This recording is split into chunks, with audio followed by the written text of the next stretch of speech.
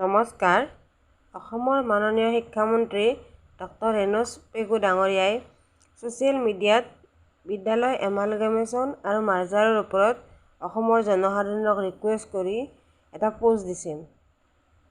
তেওঁ কৈছে যে যদি এই এমালগেমেশ্যন বা মাৰ্জাৰৰ ওপৰত কাৰোবাৰ কিবা আপত্তি আছে, সেই আপত্তিটো দৰ্শাই তেওঁৰ জিমেইল একাউণ্টত ranojpegu@gmail.com ইমেইল কৰিবলৈ দিছে।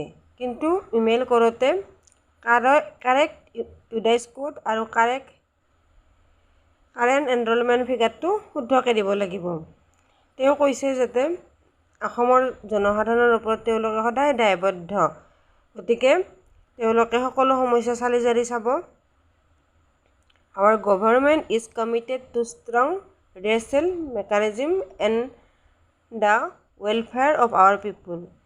তেওঁ বুজাইছে যে এইখিনি কথাই যে তেওঁ জনসাধাৰণৰ ওচৰত সদায় দায়বদ্ধ আৰু জনসাধাৰণৰ কল্যাণৰ কাৰণে তেওঁ চৰকাৰখনে কাম কৰি যাব।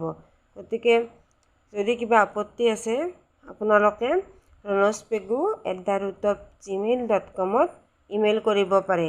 সেইখিনি কৰোঁতে আপোনালোকে খালি কাৰেক্ট ইউডাইচ কোড আৰু কাৰেণ্ট এনৰলমেণ্ট ফিগাৰ, বৰ্তমানৰ যিটো এনৰলমেণ্ট ফিগাৰ আছে বিদ্যালয়খনৰ, সেইটো শুদ্ধকৈ দিব লাগিব। কিন্তু তেতিয়া তেওঁ সেইখিনি হয়তো পৰ্যবেক্ষণ কৰি যদি কিবা প্ৰব্লেম আছে তেতিয়াহ'লে তেওঁলোকে চালি জাৰি চাব, আৰু এতিয়া যদি এমালগেমেশ্যন কৰিব নালাগে তেতিয়া হয়তো নকৰিব, আৰু যদি কিবা কৰিব লাগে কৰিব। এইখিনি আপোনাৰ ওপৰত। বাকী ধন্যবাদ থাকিল সকলোলৈ।